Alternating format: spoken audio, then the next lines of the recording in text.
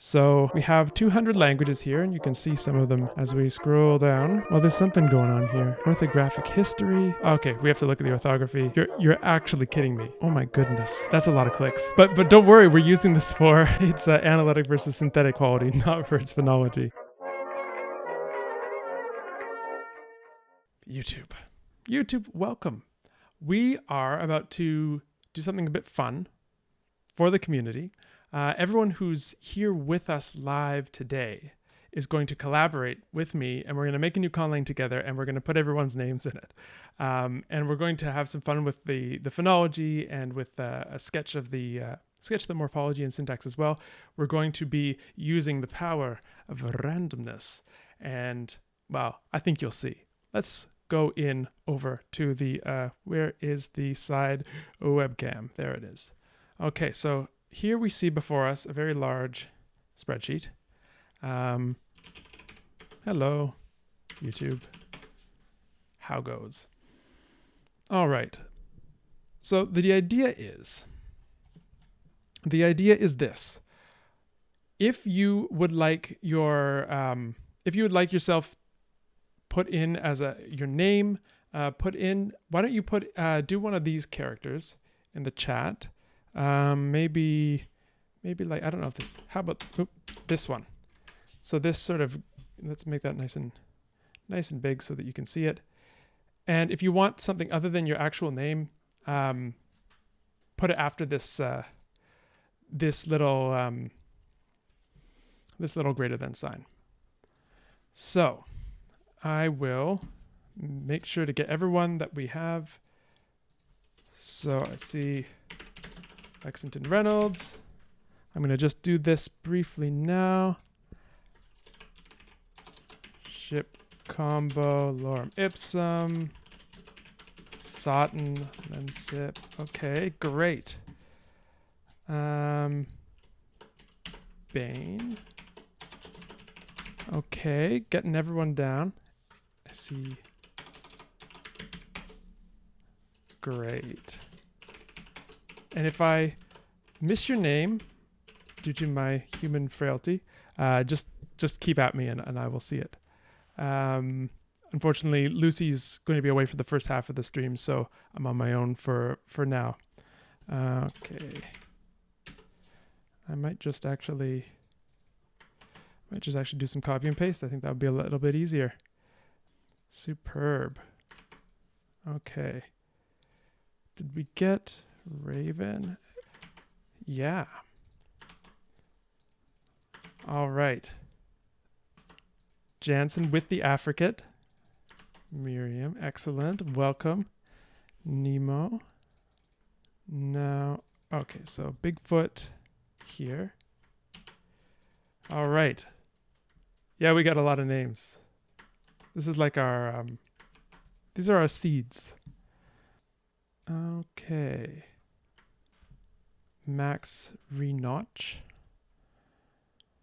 And I think we got everyone.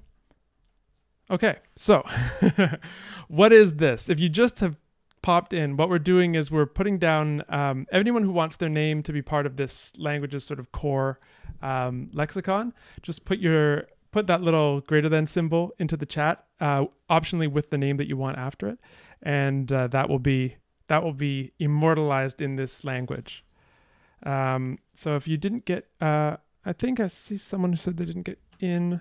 You will get in, and I may. All right.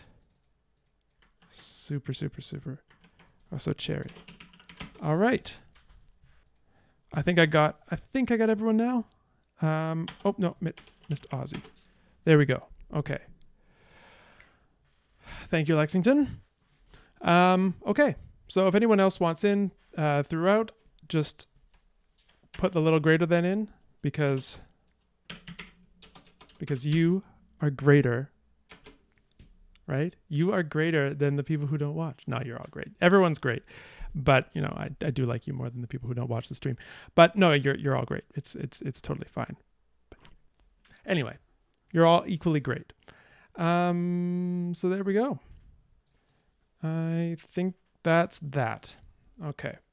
So now we have to figure out what we're going to do with all of this. If I missed you, I will come back around to the chat in a second, but I have to introduce the second ingredient of this challenge, of this celebration. So we are going to go to WALS, the World Atlas of Language Structures, and we are going to look at the 200 language sample. So the 200 language sample is a sample of different languages of the world that is used in WALS. WALS is a database of typological features of different languages. So it's a nice place to go and research the many ways that languages vary. The languages of the world vary in all sorts of different ways, and WALS is our best attempt to sort of catalog all of that in one place. And WALS has a lot of languages, but the 200 language sample is meant to be something that is both reasonably well distributed across the families and areas of the world, but also each of these languages is reasonably well documented. So we have 200 languages here, and you can see some of them as we scroll down. And the idea is that we are going to randomly select a few of them to mash up. So we're going to take the features of a few of these languages, mash them up together, and then that will be the sort of seed of this language along with your names. So 200 language sample, we are going to take some random numbers, and we're going to select the languages, and we are going to, we're going to mash it up. Let me just, now unfortunately we don't have the little number here. So this may have been slightly more poorly planned than I had hoped, but I can count, so that's fine. You can amuse yourselves watching me count. So what do we have to mash up? We have consonant system.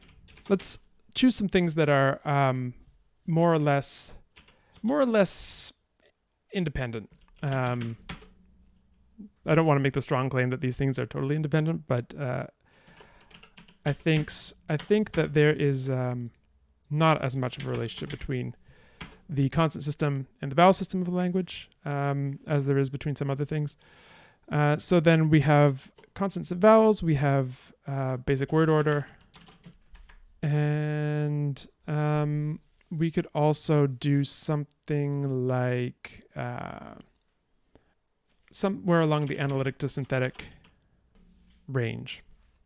Okay, so I think, did I miss someone? Okay, yes, Brian. Welcome, Brian. And Osovsky. There we go. Cool. So, if you copy them, ship. You see the greater than symbol. Okay, so let's copy these in. See, the chat is so helpful. I have the best chat ever. Did I get everything? Yeah. All right, so let's get a new sheet. Let's see what this does. Oh my goodness, it's a thing of beauty. Okay, well, let me get my camera slightly away from, let's go back up here, shall we? Yeah, okay. All right, so we have 4 different things to look at: consonant system, vowel system, the basic word order, and, well, just word order stuff in general, we'll say, and whether the language is analytic, synthetic, somewhere along that axis. Let's get the text a bit bigger on the counting sheet. There we go. I'm finding that 18 is kind of the sweet spot. So we can see here. So we have the language code on the left. We have the name in column C. We have the family, and we have the larger family grouping in column E. So that's roughly what we're looking at here. Let's generate some random numbers, shall we? Dun, dun, dun, dun, dun. So we need 4. Okay. Drum roll, please. 163. I feel like I'm doing bingo or something. So first we have 163. That's going in the consonants. Then we have 149. Bingo vibes, right? Anyone play bingo? Do people? Is that something people play? I played bingo in French class a lot as a kid. I don't know. They always tried to get us to learn the numbers that way. Not a successful endeavor on their part, I have to say. All right, next, 125. Back you go. And finally, 76. Okay. Now. We have to go look up what these are. So, number 163, let's get this open in another tab. And let's put it side by side. And you'll have to minimize, or what's the opposite of maximize but not minimize? I don't know. People expect, when people learn you're a linguist, they expect you have a certain amount of diction, and it's not always the case in my experience, my personal experience. Sometimes the diction is absolutely lacking. You can't see me struggle, but you can totally see me struggle, but you can't see me struggle at the moment because I'm trying to size this exactly the right. There we go. Okay, so that's how I know what's off screen and what's not. Perfect. So let's go back to the counting sheet and let's look up our languages. 163 is Suena. I'm assuming that's pronounced. I do not know this language at all, but it's about to form the basis of our consonant system. It is in the Trans-New Guinea family. Cool. 149. Oh, imagine. We're so close. We're so close to Piral. All right. Now I have to attempt this pronunciation. Pichanchachara, I think. Again, not a language I'm familiar with. So we're going to learn some new things today, or at least I am. All right. Now, next, word order, 125. Mishtek. I'm assuming that's that X is a sh. I could be wrong about that. Chalkatongo. Chalkatongo Mishtek. Is that X an esh? Chat, do you know? And then, okay. Yes. I don't know the different clicks in IPA. That's like my secret shame as a linguist, but I forget which is which. But this is going to be our guide. Okay, I need to IPA this. I need to IPA this because actually let's go to the IPA with sound. IPA chart with sound. Okay, does this have the clicks? No, it does not. Yes, it does. Okay.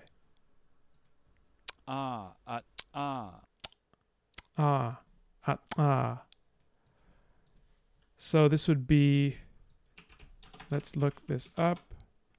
How do I even look this up in, there we go, in Wikipedia. Right. Wow, okay, sorry, I'm going down a little bit of a side rabbit hole here because I'm curious. What is the IPA for this? Is that an ejective click? All right, well, let's investigate. Oh my. Well, there's something going on here.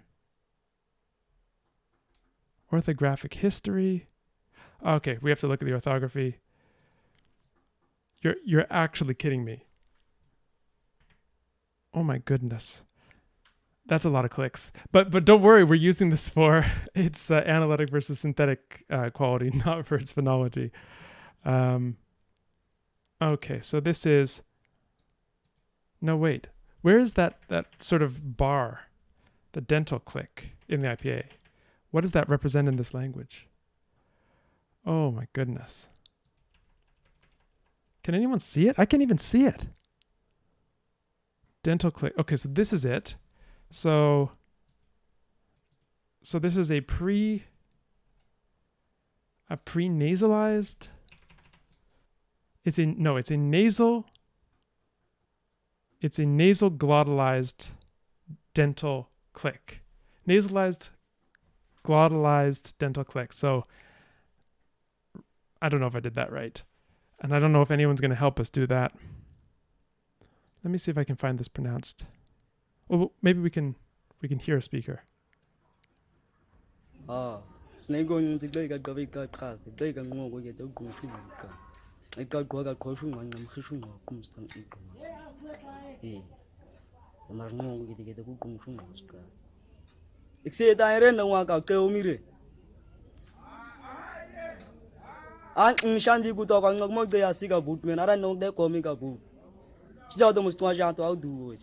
That's so cool. Okay, won't spend too much time listening. Although we could keep listening for a long while. And actually, the quality of that recording was pretty good. Okay, so let's scroll down because I've missed some decent amount of the chat here. Goodness gracious. Yeah, that documentation, that's a bit tough. All right, but nevertheless, we're going to learn some things. So here are our seed languages. So let's continue. Let's learn, what do we have? What kind of consonant system does Suena have? And I apologize if this is not in fact the pronunciation of this language. Maybe we can... I really wish that we had a bit of IPA here to help us out. Nevertheless, let's go back and let's take a look at... maybe it has an inventory. Yeah, Foible has an inventory, 18 segments. So what do we have here? We have, let's make a little chart. Actually, can we just see the chart? There we go. This looks like it has all of them. I think this might be the dark mode messing with us. There we go. Yeah, right. Okay, so we have a very minimalistic consonant inventory here. I'm afraid I'm going to have to move my webcam again. Oh, wait, you're not missing anything. All right, so what do we have? We have, in our labials, we have p, b. We have m. What do we have? I think we're not actually missing coronals. We just have... Yeah. For some reason, the support is not... in Foible, if you have any kind of diacritic on, it takes it out of the chart, which is kind of a shame. So we have a dental or alveolar nasal. We have TD. Looks like we have affricates. We have fricatives. We have a flap. Okay. So the affricate, we have z. We have fricative s. And we have a flap. Let's just copy that over. And then we have, for approximates, we have ya. Let's put that in palatal where it belongs. Yeah, so this is going to make the names kind of fun to adapt. All right, so palatal's here. And then we have the velar place where we have k and g. And I think that's everything. Oh no, we have what as well. Let's put that back here. Superb. All right, so we have a fairly minimalistic constant inventory. Fun. Let's see what pichanchachara,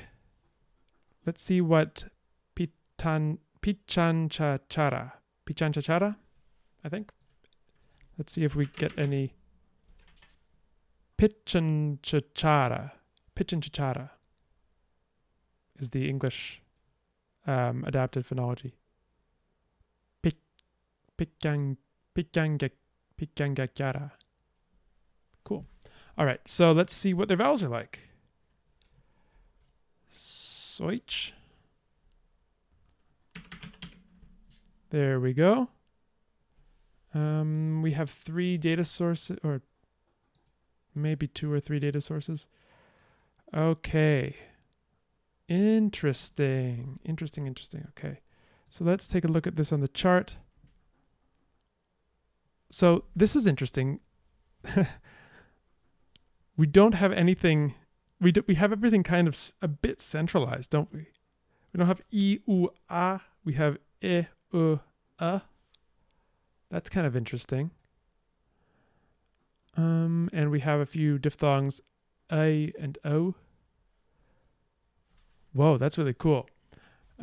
We also have contrasted vowel length. So let's see if this is a quirk of this one particular analysis of pichanchachara, and let's see the others as well. Because sometimes your analysis will, yeah, okay. So here we have an analysis which adheres more to the principle of the cardinal vowel system. So whatever the highest and most front vowel is, you're just going to notate it with E. And whatever the backest and highest vowel is, if it's round, you're going to notate it with U, with the U letter. And similarly for A. Not every language's transcription system adheres to this. Famously, English doesn't transcribe its low frontish vowel with this symbol A, but with the AE digraph for this one for conventional reasons. Okay, so yeah, interesting. And let's see what this analysis gives us. Yeah, it gives us much the same. So we have a 3 vowel system with length contrasts. So let's high. We don't really need mid. And then we need it always does this. Ruins the formatting once you insert something. Front, central, back. So we have E and E. Give me that length diacritic. You give me that length diacritic. There we go. E, E, E, U, U, A, A. And this is, I think what we're learning in this analysis is that their phonetic values are actually not so peripheral. So we'll keep that in mind. We'll transcribe them this way for our own ease. But okay. And then we had some diphthongs as well. We have I, ow, which we don't seem to have in these other analyses, but we'll put them in. Diphthongs. We have I and ow. Okay. Returning to the chat. There's a question about syllabic resonance. Let's see. These are a bit small. I don't see them. Although I don't know if they would... I don't know if they... Oh, that's interesting. No. They're not syllabic. Interesting. Well, I also want to bring up another point. Actually, I want to bring up Moontoother's point, which is how are we working out the max syllable structure? I think that's also something that we can roll the dice on. So let's include that here. syllable structure. So we get another opportunity to roll the dice. And where were our dice to roll? Here we go. 20. Okay, so what is 20? 20 is Baum, I think, which is a Sino-Tibetan language. Cool. Should give us some interesting syllable structure. Let's see what we can find. Baum language, primarily spoken in Bangladesh. Interesting. Not a lot here. So let's go to walls. Foible is just inventory, so it's not going to give it. It's not going to give that to us. So let's go up to Baum and let's see what it gives us. Syllable structure moderately complex. All right, so let's take a look. We know that it's moderately complex. I don't know if it's going to give us any more information than that. Using our Google skills. Baum. Okay. Looks like we found a we found a paper. All right. So, let's search for Baum in here. Hello? Oh, Baum. There we go. Okay, it doesn't tell us a ton about it. So why don't we take the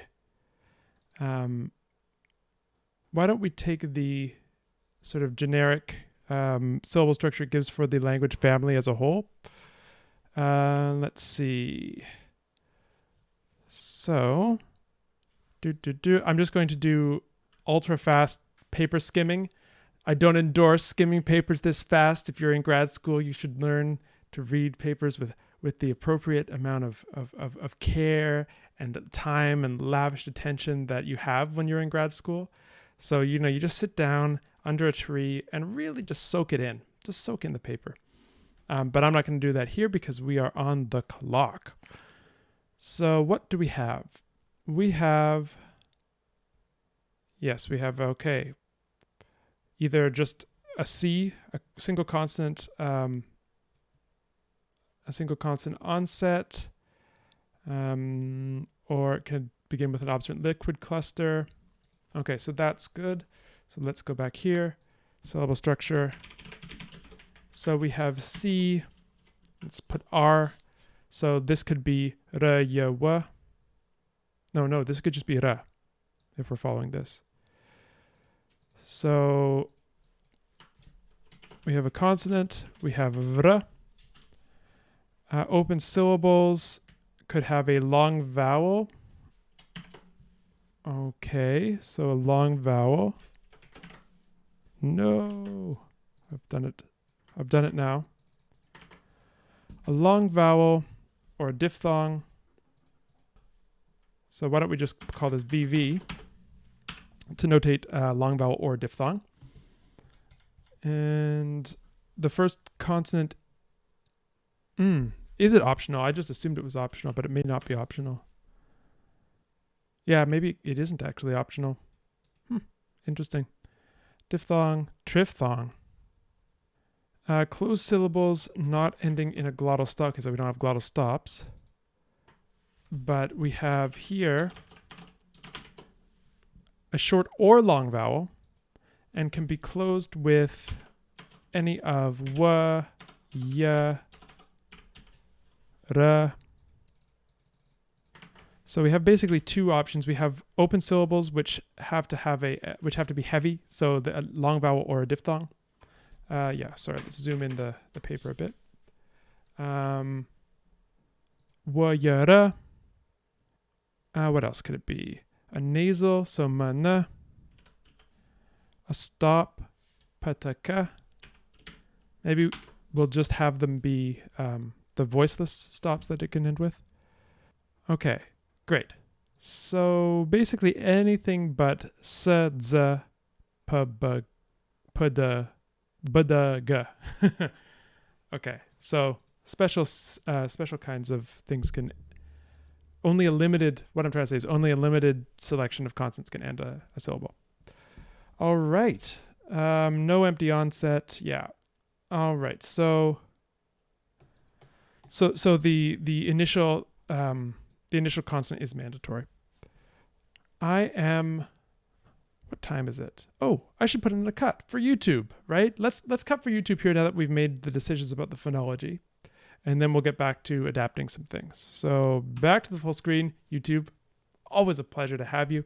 Come back soon. We will make some progress on this little language, and we'll have to think of where we're going to put it in the world of owls and chickens. But more on that later. Until next time, YouTube.